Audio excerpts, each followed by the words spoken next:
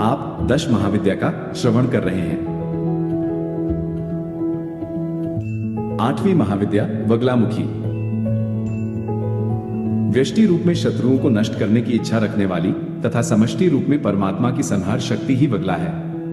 पीताम्बर विद्या के नाम से विख्यात वगलामुखी की साधना प्रायः शत्रु भय से मुक्ति और वाक सिद्धि के लिए की जाती है।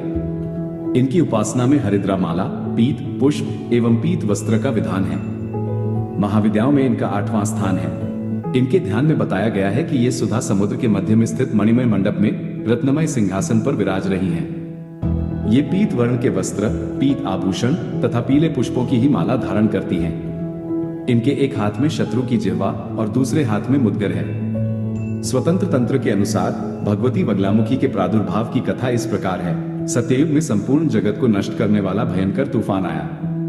प्राणियों के जीवन पर आए संकट को देखकर भगवान महाविष्णु चिंतित हो गए। वे सौराष्ट्र देश में हरिद्रा सरोवर के समीप जाकर भगवती को प्रसन्न करने के लिए तप करने लगे। श्रीविद्या ने उस सरोवर से वगलामुखी रूप में प्रकट होकर उन्हें दर्शन दिया तथा विध्वंसकारी तूफान का तुरंत स्तंभन कर दिया। वगलामुखी महाविद्या भगवान विष्णु के तेज से युक्त होने के कारण वैष्णवी है। मंगलवार युक्त चतुर्दशी की अर्धरात्रि में इनका प्रादुर्भाव हुआ था। इस विद्या का उपयोग दैवी प्रकोप की शांति, धन धान्य के लिए, पौष्टिक कर्म एवं आभिचारिक कर्म के लिए भी होता है। ये भेद केवल प्रधानता के अभिप्राय से है, अन्यथा इनकी उपासना भोग और मोक्ष दोनों की सिद्धि के लिए की जाती है। यजुर्वेद की काटक संहिता के अनुसार 10 दिशाओं को प्रकाशित करने वाली सुंदर स्वरूप धारिणी विष्णु पत्नी त्रिलोक जगत की ईश्वरी मानवता कही जाती है। स्तंभन कारिणी शक्ति व्यक्त और अव्यक्त सभी पदार्थों की स्थिति का आधार पृथ्वी रूपा शक्ति है।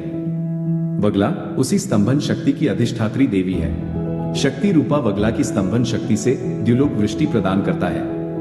उसी से आदित्य मंडल ठहरा हुआ है और उसी से स्वर्गलोक भी स्तंभित है। भगवान श्री कृष्ण ने भी गीता में उसी शक्ति का समर्थन किया है। तंत्र में वही स्तंभन शक्ति वगलामुखी के नाम से जानी जाती है। श्री वगलामुखी को ब्रह्मास्त्र के नाम से भी जाना जाता है। ऐहिक या पारलौकिक देश अथवा समाज में दुखद अरिष्टों के दमन और शत्रुओं के शमन में वगलामुखी के समान कोई मंत्र नहीं है। चिरकाल से साधक इन्हीं महादेवी का आश्रय लेते आ रहे हैं। इनके बडवामुखी, जातवेदमुखी, उल्कामुखी, ज्वालामुखी तथा बृहद भानुमुखी 5 मंत्र भेद हैं। कुंडिका तंत्र में वगलामुखी के जप के विधान पर विशेष प्रकाश डाला गया है। मुंडमाला तंत्र में तो यहाँ तक कहा गया है कि इनकी सिद्धि के लिए नक्षत्रादि विचार और काल शोधन की भी आवश्यकता नहीं है। वगला महाविद्या ऊर्ध्वामनाय के अनुसार ही उपास्य है। इस अमनाय में शक्ति केवल पूज्य मानी जाती है, भोग्य नहीं। श्रीकुल की सभी महाविद्याओं की उपासना गुरु के सानिध्य में रहकर सतर्कता पूर्वक सफलता की प्राप्ति होने तक करते रहना चाहिए। इसमें ब्रह्मचर्य का पालन और बाहर भीतर की पवित्रता अनिवार्य है। सर्वप्रथम ब्रह्माजी ने वगला महाविद्या की उपासना की थी। ब्रह्माजी ने इस विद्या का उपदेश संकादिक मुनियों को किया।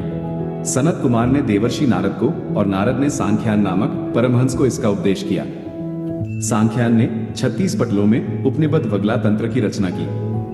वगलामुखी के दूसरे उपासक भगवान विष्णु और तीसरे उपासक परशुराम हुए तथा परशुराम ने यह विद्या आचार्य द्रोण को बताई।